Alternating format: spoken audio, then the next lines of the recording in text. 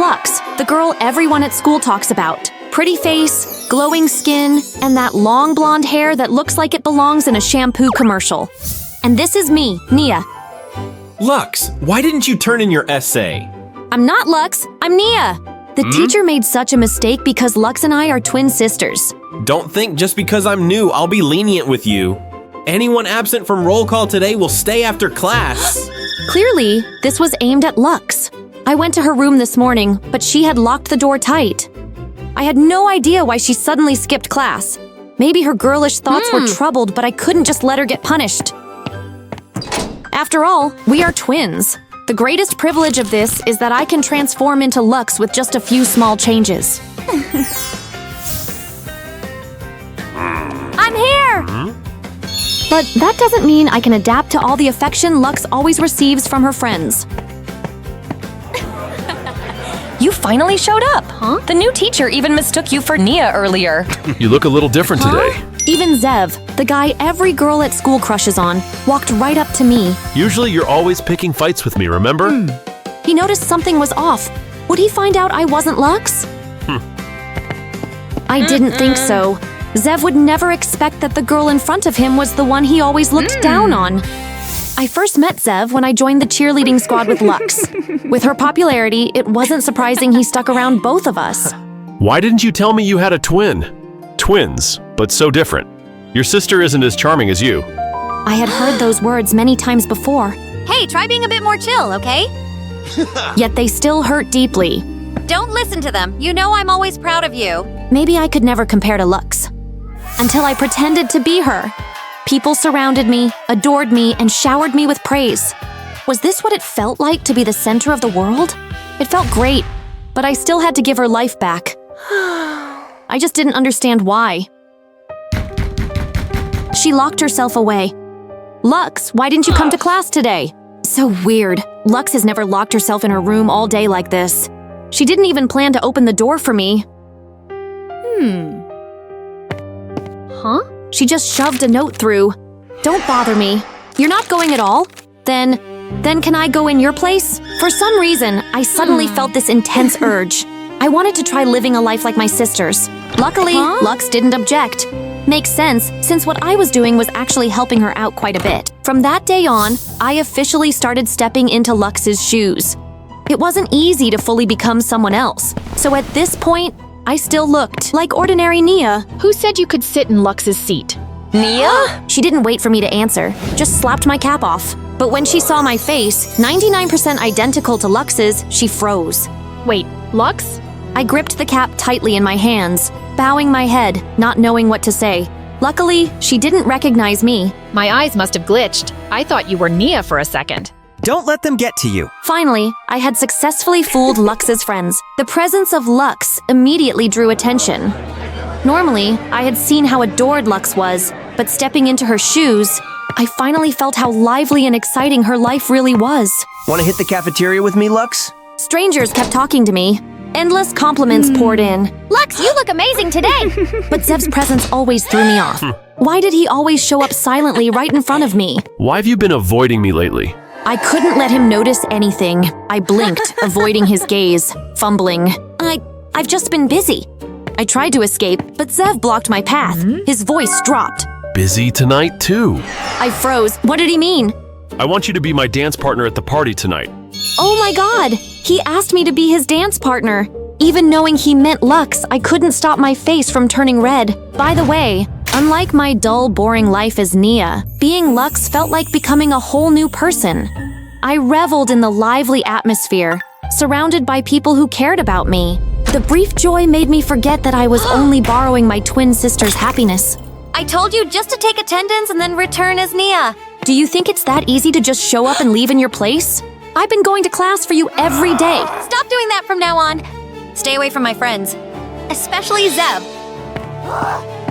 Why? Are you jealous just because I'm close to him?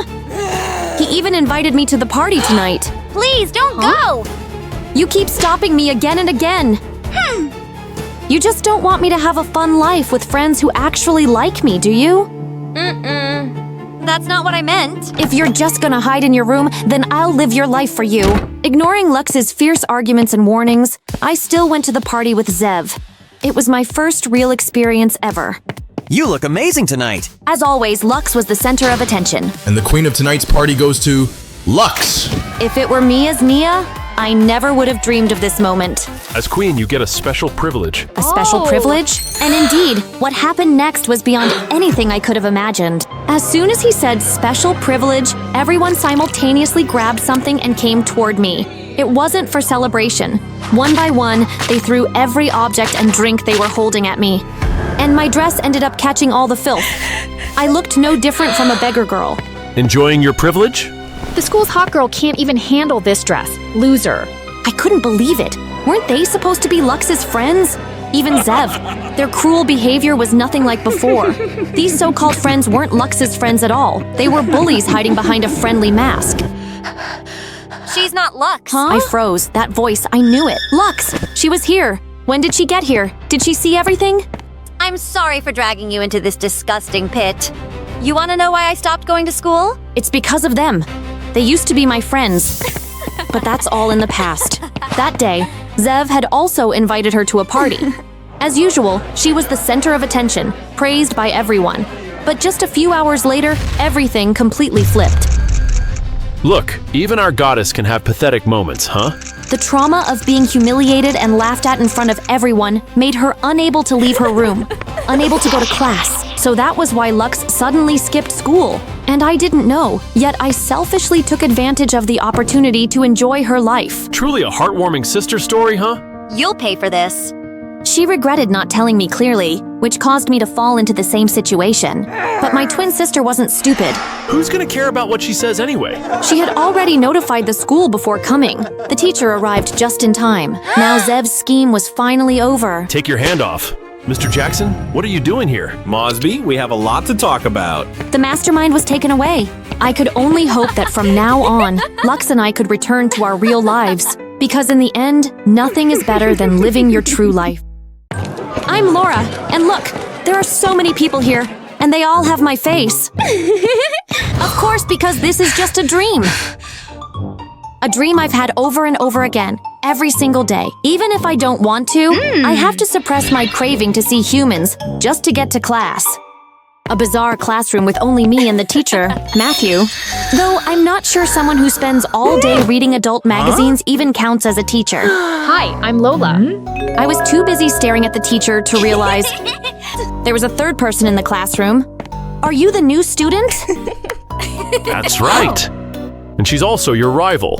Between the two of you, I'll only let the one with the highest grades graduate and leave this place. I nearly forgot about that, but it's okay because no one understands how to score well in Matthew's strange subject better than I do. Still, the same old splits assignment, and of course, I could do the pose with ease. As usual, Matthew gave me a perfect A. You really are an excellent student. I was confident, but I underestimated the newcomer, Lola. She did an unrealistically perfect V pose, instantly won over the teacher, and got an A+, a score I'd never received. I couldn't let my chance of escaping this place slip away. So that night, I snuck into the teacher's office to look at the final exam in advance. But before I could even open the folder, Matthew caught me red-handed. You'll never graduate now. No, I'll do anything, please forgive me. He was clearly waiting for that sentence. His expression changed instantly. You can redeem yourself by doing something for... He brought me to a mysterious guest. But who was he? I had no idea what I was supposed to do to atone. Matthew just said to do whatever the guest asks. As long as I can still graduate. While I was still dazed, I noticed something strange about the guest. A glowing metal box? It suddenly vibrated, sending an electric jolt through my fingers. When I accidentally touched some kind of switch, the box emitted a voice. How's its calibration? Has it met the requirements? A man's voice? Was there someone alive inside that tiny box? Before I could hear more, the guest woke up and snatched the device from me. He kicked me out of the room. I had no intention of sleeping with him, but I couldn't stop thinking about that strange box. Before I could solve that mystery, I had to face the most important exam of my life. Matthew's question was, tie a rope around a cucumber. A simple task, yet oddly, I couldn't perform as smoothly as I did during lessons. Lola, on the other hand, was disturbingly good at it. The diploma I had spent my entire life working for was handed to her. But I swore I wouldn't let anyone take my chance to escape this place. A dark thought formed in my mind. We had the same face. If I got rid of Lola and took her place, then the chance to leave would be mine. But as soon as I stole her belongings, I discovered she also had a sound-emitting metal box. Where's Laura? He came looking for Lola. I did my best to act exactly like her so he wouldn't notice. She's probably off crying somewhere. I prayed he didn't sense anything off. But soon enough, Lola escaped the locked room and found the teacher. She escaped! Oh no! By then, I had left the school. But outside wasn't a road or a forest like in the books. It was just another room. So it's you. The same guest as before. He didn't seem surprised to see me. You did well. You prevented her from escaping. She doesn't know who she is, or that the world she lives in was entirely fabricated by us. What was he saying? That the world I live in is fake? Before I could process it, the strange box lit up again. This time with Matthew's voice. Experiment 283, she's impersonating Lola to escape. Luckily, I was smart enough to run before they exposed me. Find her, now! But they caught up quickly. I ran until I hit a dead end, only to discover a secret door opened by fingerprint. I didn't think twice. I had to hide. I broke down. 1,000 questions swirled in my mind. Who am I? If that school isn't real, then what world am I living in now? Even stranger, the room I stumbled into had a glowing screen, and my face was on it. Hello, Lola, or should I say you girls? You are a successful result of my cloning project. Though I tried to stop them, they took you from me. Now they may use you, either as free organ donors or as playthings to fulfill the sick fantasies of this world. If you want to bring the system down, use your fingerprint to activate the shutdown sequence. It's the only way I can apologize to you. So, I'm just a clone? My entire life was a lie. The banging on the door pulled me back to reality. I followed the instructions and activated the self-destruct system. By the time those two men burst in, I had already escaped through the ventilation shaft. Too late to catch me now. Her tracker is here. She's close. Do you smell that? Everything ends today. The school, the twisted lab. From now on, I'll start over. A new life. My own life. Every day, she turned the bathtub into a place to scrub the color off my skin. Underneath that white layer, she hoped nothing dark would remain. Get ready, your fiancé is here. I was my mother's illegitimate child. After I was born, her husband discovered she had cheated with our black servant. He had a heart attack on the spot. The money he left behind ran out quickly. And so she tried to turn me into a white girl, to marry a rich white man who could fund her lifestyle. Excuse me, and you are… What an ignorant girl. Today is our engagement day. I arrived early to surprise her. So you're Adam. Who gave a lowly thing like you permission to say my name? Go call your mistress down here. This idiot doesn't even realize I'm the one he's marrying. Mom, I can't marry someone like him. And what's wrong if Adam looks down on your skin? To get a new gown for the yacht party, she didn't hesitate to bleach my skin. She wanted me married to Adam, to restore our family's wealth. But my skin isn't a flaw that needs hiding. At least not to me. To her, though, I was just a porcelain doll, a counterfeit to be traded, hoping no one would ever discover the truth. Get ready, your fiancé is here. But what she didn't know was that my fiancé was just as fake as she was. So what if I embezzled company money? I can't get caught today. Once I marry into this gold mine, everything will be fine. Both my mother and this man wanted to use me. I wasn't going to let that happen. I used to wonder why I was born with this skin, but now I realize it's not something to hide. It's something to fight for. It's my identity, something no one can buy or erase. Ladies and gentlemen, this is my future son-in-law. And my daughter Gabriella. Huh? Gabriella? Well, a main character should make an entrance, shouldn't she? Who let this maid walk in here? How dare you ruin your mistress's big day? Mother, I heard this gentleman is my fiancé. The lie about my being her white daughter ends here. This is my daughter, Gabriella.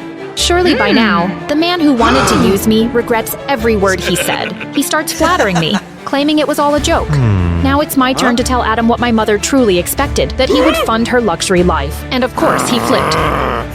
Support you? You and your mother scammed me and now you want my money? Dream on! They really were a perfect match. Adam only showed his desperation when the police came knocking. Officers, wait! I'll pay! I'll pay! Even then, my mother didn't see the problem was her. She blamed me for everything, but she was the one who started it all. The cheating, the lies, the manipulation. Her life turned out miserable because of her own choices, not mine.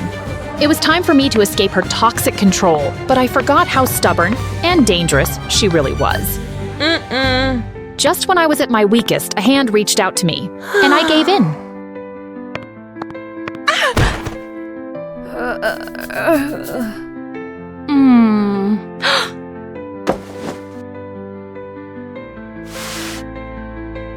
It's not midnight yet. Want to grab a coffee? I thought maybe I'd get a fairy tale ending. Someone who would accept me. But I forgot this was reality, and reality is rarely kind. A familiar hand stroked my face. Mom? Yes, honey. She looked calm as ever, even as she pushed me toward a massive tub of white paint. And she said it was all for my own good. No, Mom, please. But how is this good for me? Forcing me into a tub of paint to complete her dream of a pure white daughter? Her white skin will make me a fortune. I won't sink like this. She may have given me life, but this life is mine now. Maybe I'll be called ungrateful. Maybe I'll regret this. But I know I have to fight back right now. In this war to reclaim my identity, I must win. And if she wanted a daughter with porcelain white skin, then I'll make her dream come true. So she'll finally understand what it means to be a statue, put on display, judged, picked apart, just like she always wanted for me. She always said she was doing it all for me. Now it's my turn. I just want what's best for you, Mom.